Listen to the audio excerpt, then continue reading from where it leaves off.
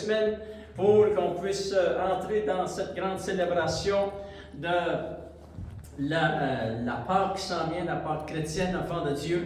Nous savons que Jésus a donné sa vie à Golgotha, qu'il a été enseveli et que 3 jours plus tard, il est ressuscité d'entre les morts. Alléluia. Ça, c'est la bonne nouvelle du royaume de Dieu, comme il est dit dans les Saintes Écritures. Alléluia. Amen. Et on veut se préparer nos cœurs, préparer aussi, connaître la signification de cette grande célébration qu'à chaque année, que le monde entier va célébrer. Gloire au Seigneur. Et si vous avez votre Bible, on va découvrir vraiment des grandes révélations à travers cette série d'enseignements que je commence à faire de Dieu. Et qui a pour titre, c'est Jésus, Moïse et Élie lui sont apparus sur la montagne de transfiguration. Et ça dit ceci, et ça c'est le titre de la série. Il parlait de son départ, qu'il allait accomplir à Jérusalem. Et de quelle manière il allait l'accomplir? Et pourquoi il allait l'accomplir, enfant de Dieu? Et si vous avez votre Bible, on va tourner ensemble dans Luc chapitre 9. Gloire au Seigneur, à partir du verset 28. Alléluia. Luc chapitre 9, verset 28, jusqu'au verset 36. Gloire au Seigneur, la parole est merveilleuse. Parce que vous savez que Jésus, avant d'aller à la croix de Golgotha, il a parlé aux apôtres, il leur a expliqué qu'ils devaient souffrir et qu'ils devaient mourir et ressusciter d'entre les morts. Mais eux, ils ne comprenaient pas parce que à ce temps-là aussi, les gens dans les cimetières étaient encore dans les cimetières. Ils ne comprenaient pas comment une personne pouvait ressusciter d'entre les morts. Et même, enfant de Dieu, il y a eu beaucoup de débats au temps de Jésus, encore aujourd'hui. Les Sadduciens s'étaient opposés à la résurrection. Et pourtant, Christ est ressuscité. Alléluia. Il n'y a rien qui va arrêter la résurrection. Jésus a dit, il y aura la résurrection des justes et la résurrection des injustes. Christ est ressuscité. Et ici, enfant de Dieu, il va dévoiler quelque chose d'extraordinaire dans Luc chapitre 9. Et nous savons que c'est Jésus qui monte sur la montagne. Et sur la montagne, il va être vraiment changé. Gloire au Seigneur. Luc chapitre 9, verset 28. Environ 8 jours après qu'il eut dit ces paroles, Jésus prit avec lui Pierre, Jean et Jacques. Il monta sur la montagne pour prier. Et pendant qu'il priait, l'aspect de son visage changea et son vêtement devint d'une éclatante blanchâtre. Et voici 2 hommes s'entretenaient avec lui. C'était Moïse et Élie, qui, apparaissant dans la gloire, parlaient de son départ qu'il allait accomplir à Jérusalem. C'est très important, chaque mot est très important, vous vous souvenez, tout ce que nous lisons dans la parole de Dieu, son départ, c'est accompli à Jérusalem. Et il revient à Jérusalem. Amen. Et il dit, enfant de Dieu, Pierre et ses compagnons étaient appesantis par le sommeil, mais s'étant tenus éveillés, ils virent la gloire de Jésus. Et les 2 hommes qui étaient avec lui, Moïse et Élie, au moment où ces hommes se séparaient de Jésus, Pierre lui dit, Maître, il est bon que nous soyons ici, dressons 3 tentes, une pour toi, une pour Moïse et une pour Élie. Il ne savait ce qu'il disait. Et comme il parlait ainsi, une nuée vint les couvrir et les disciples furent saisis de frayeur en les voyant entrer dans la nuée. Et de la nuée sortit une voix qui dit, celui-ci est mon fils élu, écoutez-le. Et quand la voix se fit entendre, Jésus se trouva seul. Les disciples gardèrent le silence et ils ne racontèrent à personne en ce temps-là ce qu'ils avaient vu. Seigneur, nous voulons que tu bénisses la parole de Dieu dans nos cœurs. Et Seigneur, ce sont chaque verset de la parole de Dieu nous émerveille, Seigneur, oh Dieu. Et nous voulons, Seigneur, apprendre encore des grandes révélations, des grandes choses des Saintes Écritures. Et merci que les révélations de ta parole nous nourrissent. Elle nourrit notre âme, notre esprit. Et nous en sommes bénis et heureux. Bénis ton peuple et au nom de Jésus, nous t'avons prié. Amen. À lui soit la gloire. Alléluia. Il est dit, enfant de Dieu, c'est merveilleux parce que c'est vraiment puissant ces versets-là. Alléluia. Et voici deux hommes s'entretenaient avec lui, se sont mis à parler, Moïse et Élie. Est apparu, enfant de Dieu. Vous savez, ils étaient au ciel.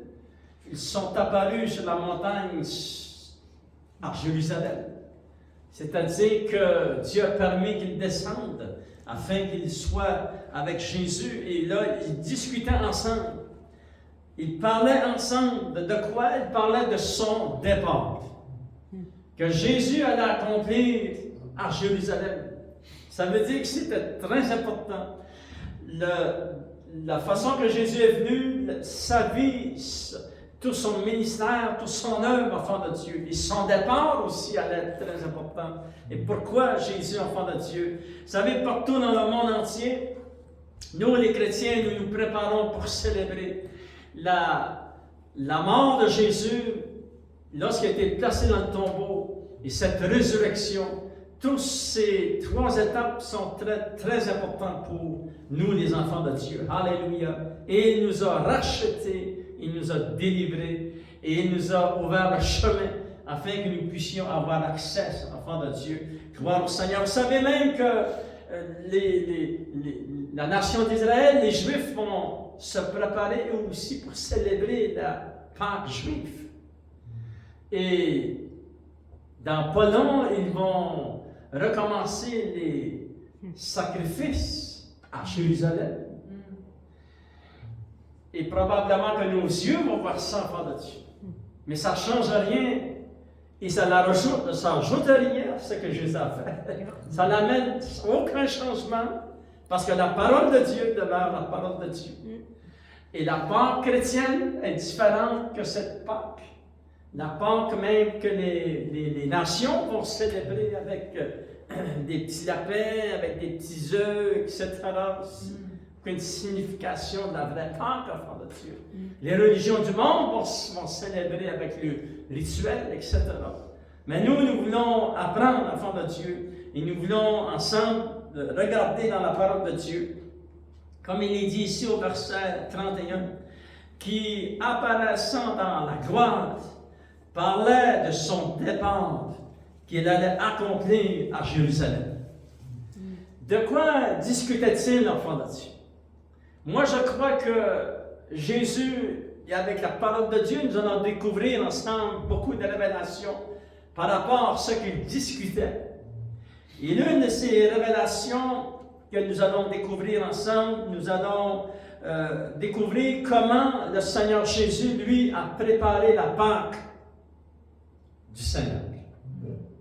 Dans l'Ancien Testament, vous vous souvenez, dans Sophonie, chapitre 1, verset, je vais vous le lire, verset 17, ça dit, le Seigneur dit dans la parole de Dieu, il dit, verset 7, excusez, que Dieu, l'Éternel Dieu, a préparé la Pâque et qu'il a invité ses conviés. Alléluia! C'est merveilleux, enfant de Dieu. C'est-à-dire que le Seigneur va préparer la vraie signification et le vrai, comment je dirais ça, déroulement de la Pâque de Dieu. Parce que les religions vont essayer de célébrer la Pâque. Il y a beaucoup de choses qui n'est pas biblique là-dedans, enfant de Dieu. Mais le Seigneur lui-même va préparer la Pâque. Et la Pâque que Dieu voulait, que Dieu le Père voulait accomplir, enfant de Dieu. Alléluia. Dans la parole vivante, il est dit ceci. Ils ont vu soudain deux hommes qui s'entretenaient avec lui, c'était Moïse et Élie, tout resplendissant de gloire. Moïse et Élie étaient remplis de la présence de Dieu, tout resplendissant de gloire. Il parlait de la mission que Jésus devrait accomplir et de la manière dont il quitterait ce monde et terminerait sa carrière et sa mission. C'est merveilleux, ça, fort de Dieu. Amen. Alléluia. Un commentateur biblique a écrit ceci. Moïse et Élie ont été les deux serviteurs les plus zélés de l'Ancien Testament, les plus puissants de l'Ancienne Alliance. Moïse a donné la loi au peuple. Élie est le prophète par excellence. Les deux plus grands représentants des deux courants principaux de l'Ancien Testament, la loi et les prophètes. Alléluia. C'est Moïse et Élie parlent avec Jésus de la mort qu'il devait subir, qu'il devait vivre à Golgotha, qu'il devait être enseveli et qu'il devait ressusciter d'entre les morts. Alléluia. Afin de vaincre cette mort. C'est merveilleux, enfants de Dieu, lorsque nous lisons dans les Saintes Écritures que voici, je vous dis, un mystère. Le Saint-Esprit va révéler par la bouche de l'apôtre Paul, l'enfant de Dieu, dans 1 Corinthiens chapitre 15. Voici, je vous dis un mystère. Nous ne mourrons pas tous. Ça parle de l'enlèvement de l'Église. Ça veut dire que c'est un grand mystère. Personne ne peut accomplir cela sauf la main puissante de Dieu. Alléluia, et Dieu va accomplir. C'est un miracle extraordinaire, enfant de Dieu. Jésus, enfant de Dieu, aussi a parlé de Moïse et des prophètes dans Luc chapitre 24. Alléluia. Luc chapitre 24, de qu'est-ce que Jésus a parlé lorsqu'il a parlé de Moïse et des prophètes. Nous allons regarder quelques révélations concernant ce que Jésus a parlé. Et lorsqu'il va parler de Moïse et des prophètes, c'est-à-dire que Jésus va confirmer les livres que Moïse a reçus par l'inspiration, les 5 premiers livres de la Bible, puis il va confirmer tous les livres des prophètes dans l'Ancien Testament. Alléluia! Il est dit dans Luc chapitre 23, on va se placer dans le contexte, écoutez bien, enfants de Dieu, c'est la journée, le dimanche soir de la résurrection du Seigneur. Jésus est ressuscité le dimanche matin. Et le même dimanche, les 2 disciples marchaient sur le chemin d'Emmaüs. Verset 13, et voici, ce même jour, les 2 disciples allaient à un village nommé Emmaüs, à une distance d'environ 11 km de Jérusalem. Et ils s'entretenaient, parlaient ensemble. Verset 15, pendant qu'ils parlaient et discutaient, Jésus s'approcha et fit route avec eux. Mais leurs yeux étaient empêchés de le reconnaître. Et donc Jésus leur pose la question. De quoi vous entretenez-vous en marchant pour que vous soyez tout tristes? L'un d'eux, nommé Cléopas, lui répondit, es-tu le seul qui séjourne en Jérusalem, ne sache pas ce qui est arrivé ces jours-ci? Quoi? Leur dit-il. Et il lui répondit ce qui est arrivé au sujet de Jésus de Nazareth, qui était un prophète puissant en œuvre et en parole devant Dieu et devant le peuple, et comment les sacrificateurs et les souverains l'ont fait arrêter, l'ont fait crucifier. Ils ont dit, tu n'es pas le seul qui ne sait pas ce qui s'est passé en Jérusalem. Et là, Jésus va prendre la parole d'enfant de Dieu. Au verset 25, écoutez bien ce qu'il va dire. Alors Jésus leur dit, ô hommes sans intelligence, et donc le cœur est lent à croire tout ce qu'ont dit les prophètes. Il devait être surpris, par exemple, parce que Jésus ne dit cela. Ô hommes sans intelligence. Mais là, je me dis, Seigneur, c'est doit de la façon qu'il les a dit. Et qui a dit cela, ça devait être par compassion, probablement. Et ça dit, donc le cœur est lent à croire tout ce qu'ont dit les prophètes. Ne fallait-il pas que le Christ souffrit ces choses et qu'il entra dans sa gloire? Et commençant par Moïse et par tous les prophètes, et leur expliqua dans toutes les Écritures ce qui le concernait. Ça veut dire que la discussion durait vraiment longtemps. Amen. Parce que nous savons, lorsque nous parlons de la parole de Dieu, ça se passe très vite le temps. Et lorsque Jésus va commencer par Moïse, ce n'est pas un hasard dans ce qu'il dit. Il commença par Moïse et par tous les prophètes, expliquant dans les Écritures ce qui le concernait. Alléluia. Parce que les Écritures, c'est concernant ce que Jésus va faire et ce qu'il était et ce qu'il va faire, enfant de Dieu. Alléluia. Pourquoi Moïse et ses écrits sont très importants et les écrits des prophètes étaient très importants pour Jésus. Nous savons que les écrits de Moïse, les écrits des prophètes, l'Ancien et le Nouveau Testament, sont tous inspirés par le Saint-Esprit. Très important lorsque nous lisons la parole de Dieu de considérer, de réaliser que la Bible est inspirée. Toute l'Écriture est inspirée du Saint-Esprit.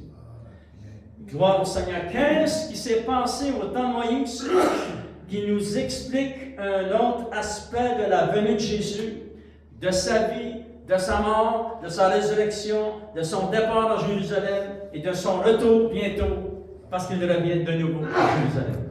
Alléluia! Voici, enfants de Dieu, cela a commencé dans Genèse chapitre 3. Et j'aimerais qu'on puisse le lire ensemble, quelques versets. Genèse chapitre 3, versets 14, 15 et 16. Pourquoi Jésus cite-t-il les écrits de Moïse? Parce que vous savez que le premier livre de la Bible a été inspiré par le Saint-Esprit. Et Moïse a reçu ces livres, les 5 premiers livres de votre Bible. Moïse les a reçus lorsqu'il est monté sur la montagne avec Dieu. Et il va écrire ça sous l'influence du Saint-Esprit. Nous savons que Genèse chapitre 3, que le serpent, le diable, va tenter Ève. Et elle va tomber, et Adam va tomber aussi dans le péché. Et lorsque cet événement-là arrive, ça va changer l'histoire de l'humanité. Les humains ne seront plus jamais pareils. Jusqu'à nous affecter, nous, à notre naissance. Nous aussi, nous sommes nés dans le péché. C'est pour ça qu'on devait accepter un jour notre Sauveur, Jésus, alléluia, et l'accepter aussi comme Seigneur. C'est très important parce qu'on veut se repentir, mais aussi se convertir au Seigneur et à son royaume. Et le Seigneur va reprendre la parole dans Genèse chapitre 3, verset 14, et il dit ceci. L'Éternel Dieu dit au serpent, puisque tu as fait cela, c'est-à-dire que ce qu'il a fait, c'était mal.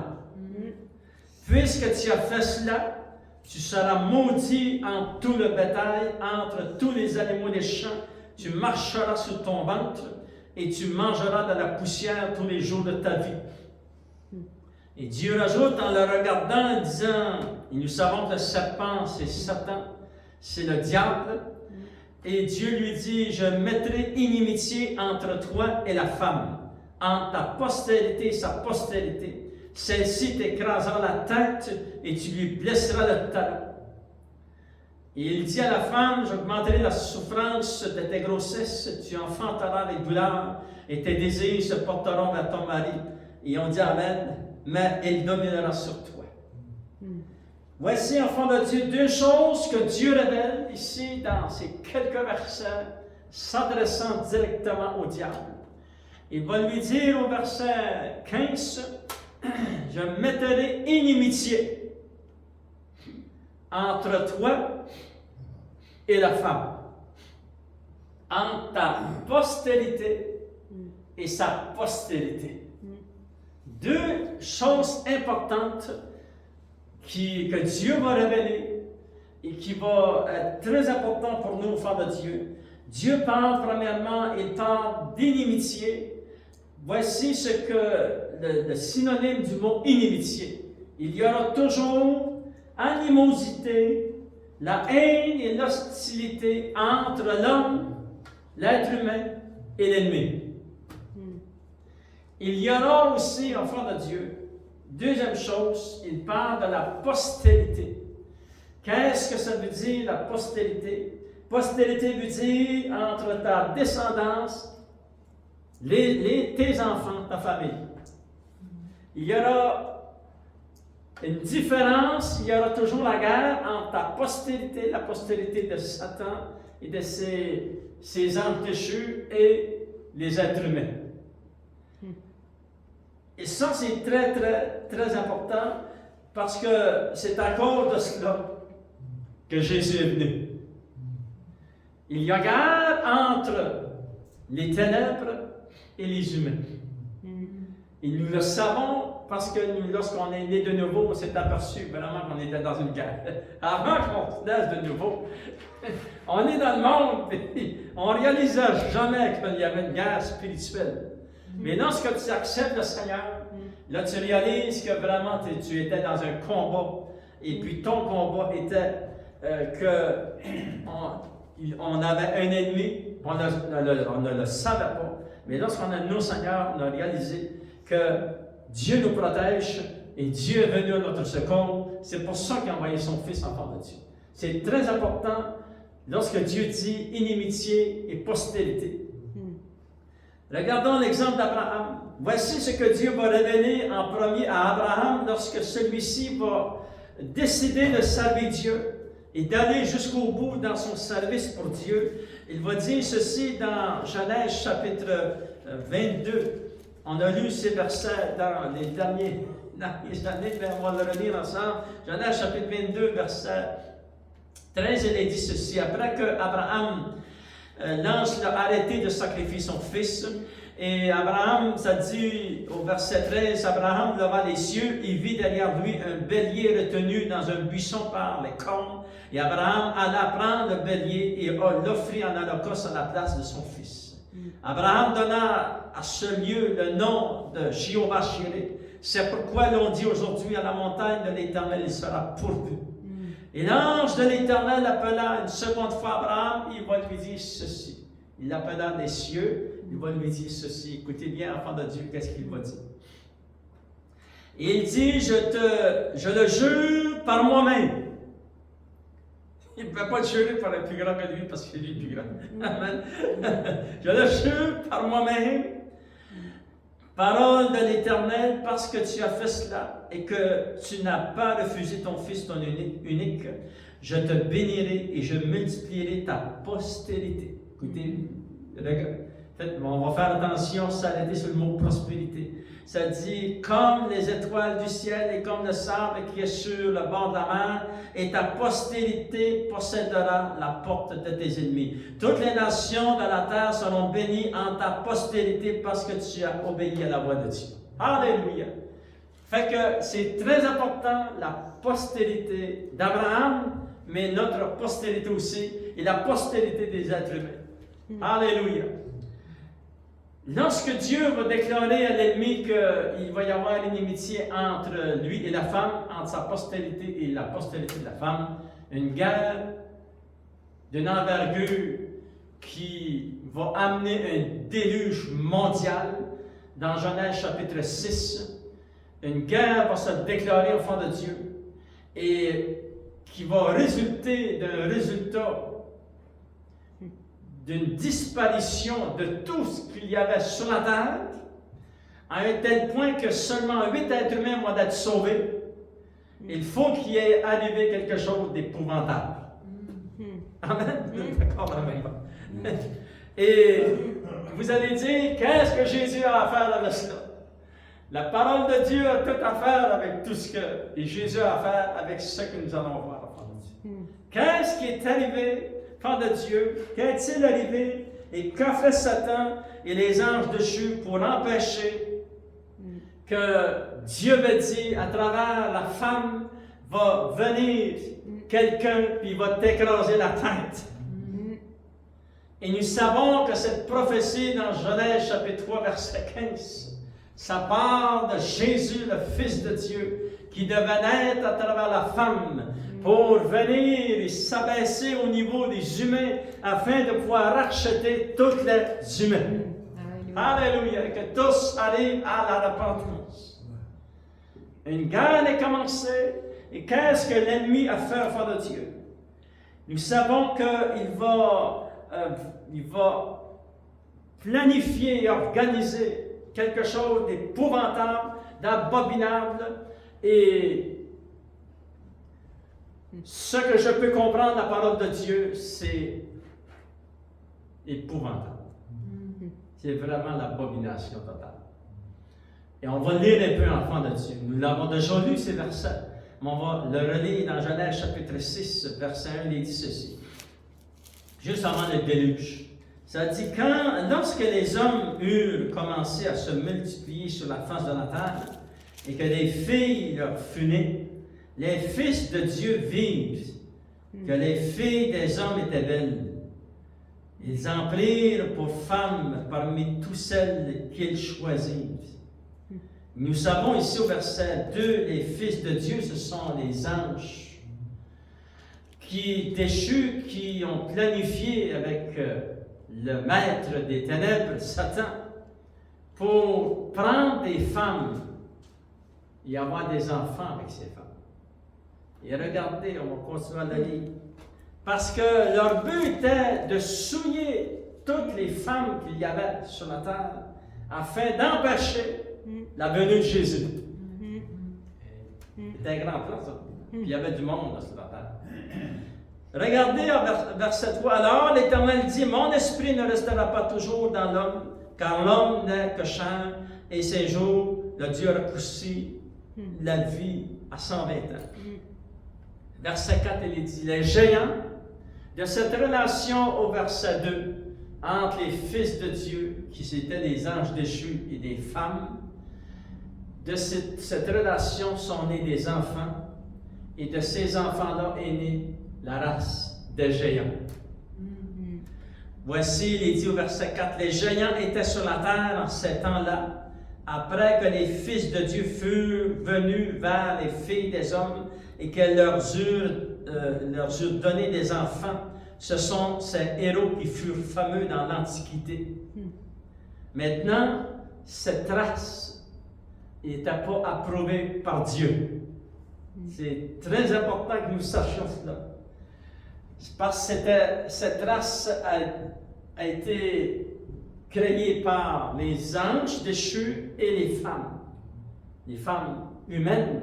C'est-à-dire que ce qui est né, ses enfants, et qu'elle allait devenir de ses enfants la race des géants. Et vous savez que dans l'Ancien Testament, Josué et Caleb, Moïse, lorsqu'ils sont entrés dans la terre promise, nous savons qu'ils ont eu à faire face aux géants et qu'ils les ont combattus, qu'ils les ont vaincus, etc. Mais le but en arrière de tout cela, c'était afin de souiller la semence de la femme.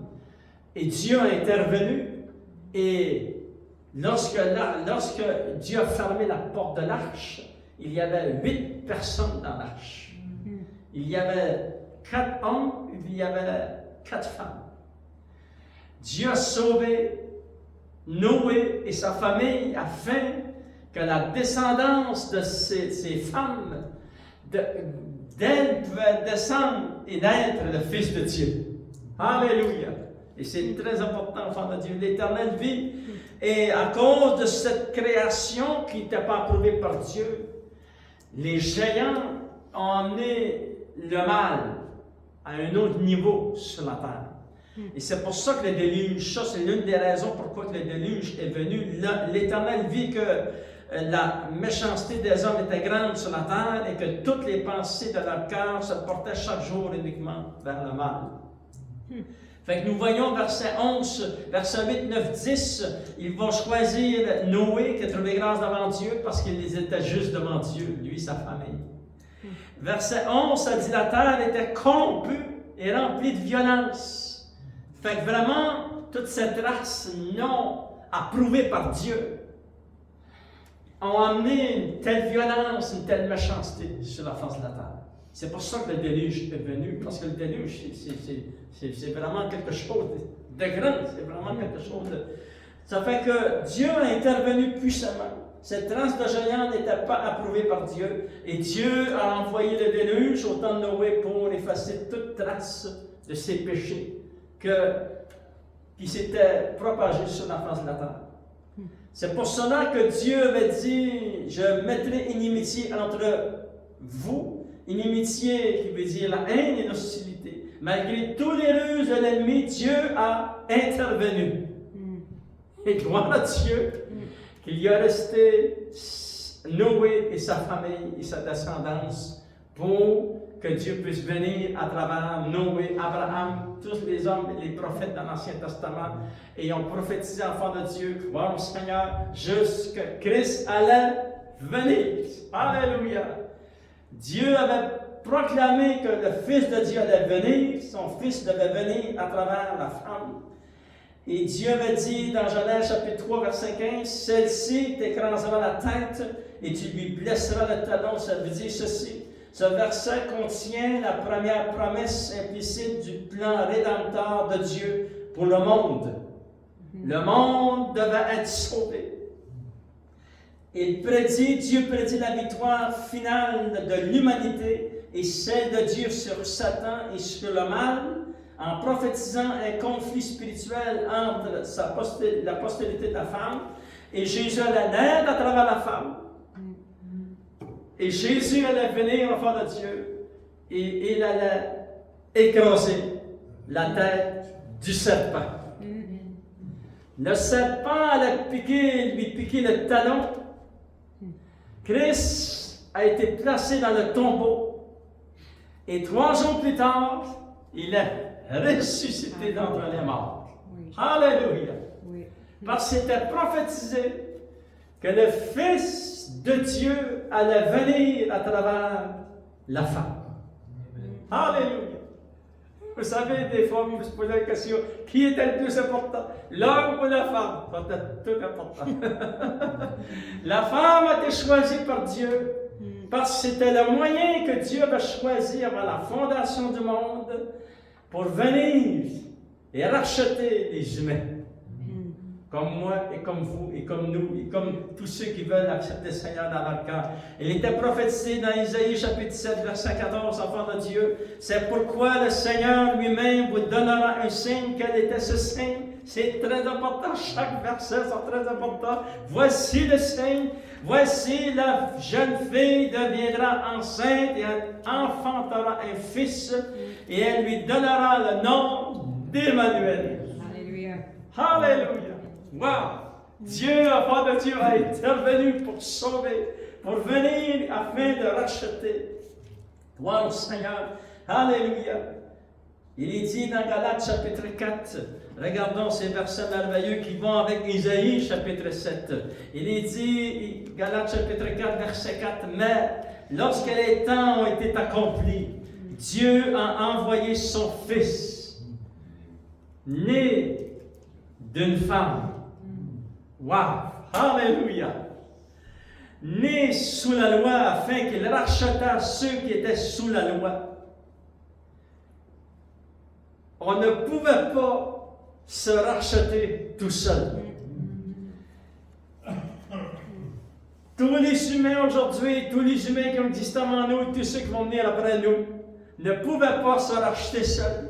Il fallait que le Fils de Dieu, c'est pas n'importe qui, c'est le Fils de Dieu, naisse à travers la femme, afin qu'il rachetât ceux qui étaient sous la loi, afin que nous ressuscitions l'adoption. Et parce que vous êtes des fils et des filles de Dieu, Dieu a envoyé dans nos cœurs l'esprit de son Fils, lequel crie à Papa. Ainsi tu n'es plus esclave et livré pour être livré à la mort, le séjour des morts, mais tu as reçu la vie et tu es maintenant fils. Alléluia, et fille de Dieu.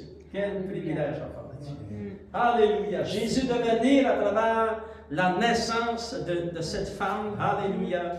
Et gloire au Seigneur, Dieu l'avait choisie. Et elle s'appelle Marie. Et voici de quelle manière. C'est puissant, pareil. Lorsque tu réalises que Marie, 2000 ans passés, les prophètes ont parlé de cette jeune femme, cette jeune fille d'elle allait venir le Fils de Dieu. Wow! Alléluia! C'est merveilleux! Il est dit, voici, dans Matthieu chapitre 1, verset 18, voici de quelle manière arriva la naissance de Jésus-Christ. Que le royaume des ténèbres a essayé d'empêcher, puis ils ne l'ont pas pu. Voici de quelle manière arriva la naissance de Jésus-Christ. Marie, sa mère, ayant été fiancée à Joseph, se trouva enceinte par la vertu du Saint-Esprit avant qu'ils eussent habité ensemble. Joseph, son époux, qui ne voulait pas, et qui était un homme de bien, qui ne voulait pas la diffamer, se proposa de rompre secrètement avec elle. Mais comme il y pensait, voici un ange du Seigneur lui apparut en songe et dit, Joseph, fils de David, ne crains pas de prendre avec toi Marie, ta femme, car l'enfant qu'elle a conçu vient du Saint-Esprit. Un enfantera un fils et tu lui donneras le nom de Jésus. C'est lui qui sauvera son peuple de ses péchés. Tout cela arriva afin que s'accomplisse ce que le Seigneur avait annoncé par le prophète. Voici la Vierge sera enceinte, elle enfantera un fils, et on lui donnera le nom d'Emmanuel, ce qui signifie Dieu avec nous. De quelle discussion avait-il lorsqu'il parlait avec Moïse et les prophètes, et Élie? Il parlait de ce grand événement qui avait eu lieu en fin de Dieu. Que Jésus devait naître à travers cette femme. Il devait venir de cette façon, alléluia, afin d'être le sauveur. C'est-à-dire, enfant de Dieu, c'est lui qui sauvera son peuple de ses péchés. Et on dit, merci Seigneur, alléluia, tu m'as sauvé de mes péchés. Enfant de Dieu, le Seigneur Jésus a accompli ce miracle que l'ennemi avait mis toute sa charge et son royaume des ténèbres pour empêcher le Fils de Dieu. Mais il n'a pas réussi. Et vous savez qu'est-ce que Jésus a fait? En terminant, je vous donne un bonus ce soir. Alléluia. Regardez, enfant de Dieu. Oh, alléluia! Luc chapitre 11, on va lire verset 20 jusqu'au verset 22. Alléluia! Gloire au Seigneur, enfant de Dieu. En plus, il nous donne un bonus, ce que le Seigneur a fait. Et c'est pour cela que nous pouvons marcher dans la paix et dans la victoire, parce que Jésus, enfant de Dieu, a accompli ceci dans Luc chapitre 11, verset 20. Mais si c'est par le doigt de Dieu que je chasse les démons, parce que Jésus avait délivré quelqu'un de démon, il dit, j'ai chassé le démon par le doigt de Dieu. Alors le royaume de Dieu est donc venu vers vous. Il va leur raconter ceci. Lorsqu'un homme fort et bien armé garde sa maison, ce qu'il possède est en sûreté. Ce qu'il voulait dire, Jésus, la maison ici, c'est toute la population mondiale que l'ennemi gardait sur l'esclavage. Et Jésus dit, mais si un plus fort que lui vient, et ça c'est Jésus qui est venu au fond de Dieu. Et si un plus fort que lui survient, parce qu'il ne s'attendait pas que le Fils de Dieu allait venir, il le dompte, alléluia, et lui enlève toutes les armes dans lesquelles il se confiait, et il distribue ses dépouilles, alléluia. Jésus, enfant de Dieu, est celui qui était le plus fort. Il est venu pour la civilisation humaine afin de les racheter et de les sauver. C'est lui le sauveur de notre âme. Lèvons-nous ensemble, enfant de Dieu. Seigneur, nous voulons te remercier.